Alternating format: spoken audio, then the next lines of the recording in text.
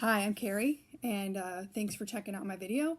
I've been cutting a lot of the 9x6 rectangles lately to make the mask as part of the COVID-19 pandemic is passing through.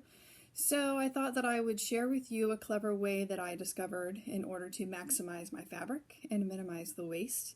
So I hope this helps you out. Otherwise, I hope you figured this out sooner than I did. So I've been using this fabric as the linings for my mask. And I have figured out a way to cut 16 pieces total out of about a half a yard of fabric. So I began with probably about 15 yards of this fabric, and I'm probably down to less than 4 to 5 yards. I've cut a lot of rectangles.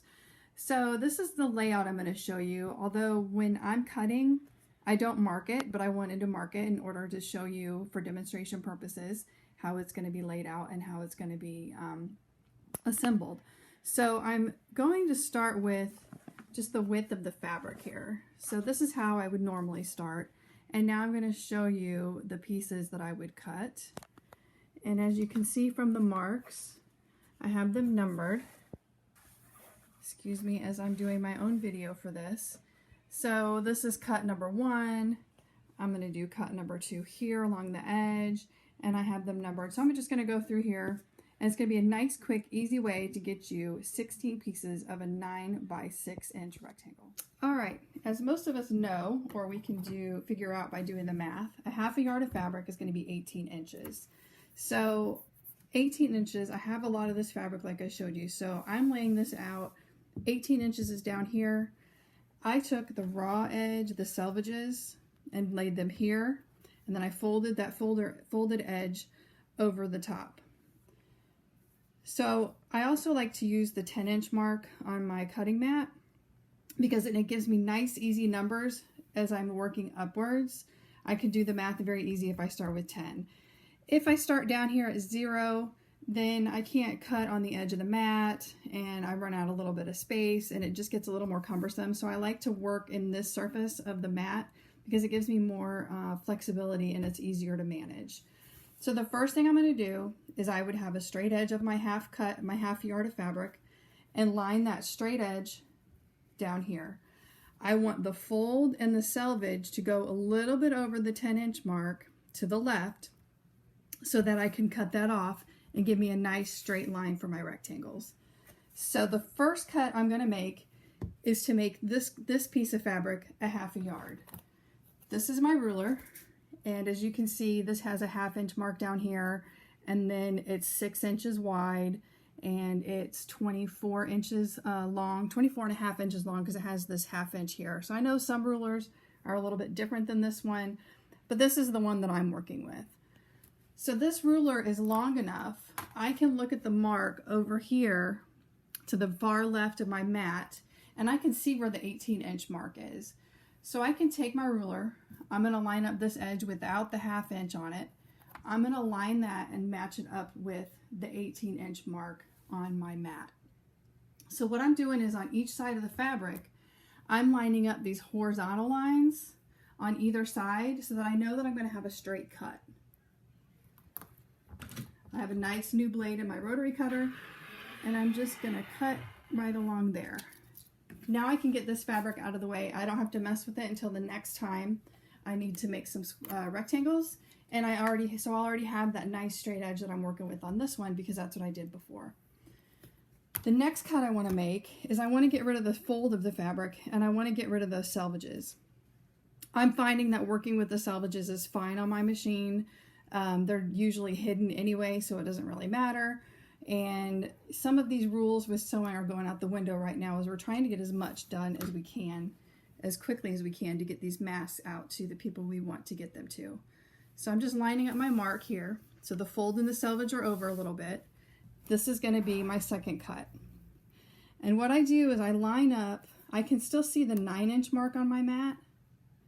So I'm lining up this line, the vertical line here, all the way down the 9-inch. I know I have a nice straight line. So I'll make this cut, and I can get rid of the selvage for this and that fold on the edge.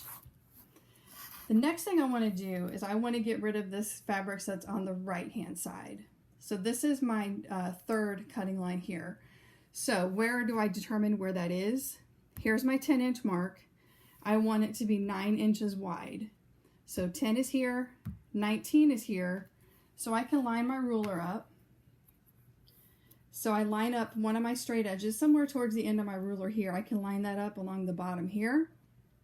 Line it up with the 19-inch mark. And then I can line up these vertical lines here and the horizontal lines and make sure that they're lined up at the top of the ruler and make this cut. Now I want to move this piece over because I don't want to cut it right now.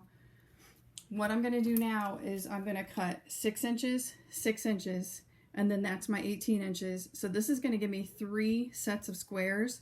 There's 4 pieces of fabric in each one of these rectangles. So it's going to give me essentially 12 pieces right here that I can work with for my mask. Another thing I like to do, because like I told you before, I'm not going to mark these. This ruler is nice. I can line up that 1/2 inch here on the bottom where the 0 inches would be. And then I know that that's 6 inches right there. So it's a nice, easy way for me to check and make that 6-inch cut. Now I can either go ahead and move my ruler up here, or you can take these rectangles away and do the same thing and make this cut. So remember, this was 18 inches wide.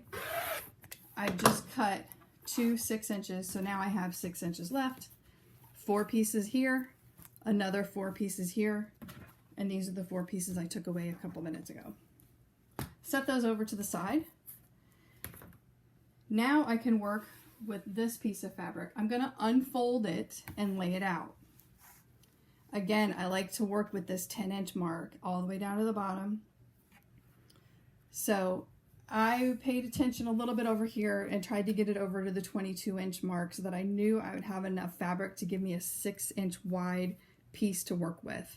So this one's going to be 18 and this one's going to be a little bit more than 6. So I start at the 10.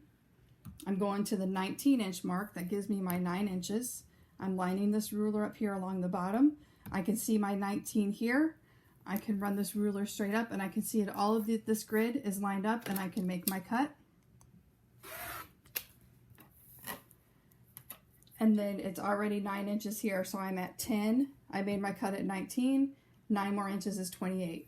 Now what I need to do is make it 6 inches wide.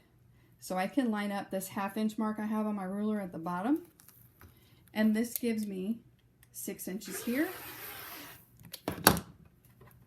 So this just gave me 2 rectangles here and 2 rectangles here. That just gave me 4 rectangles, and I can add that to my pile.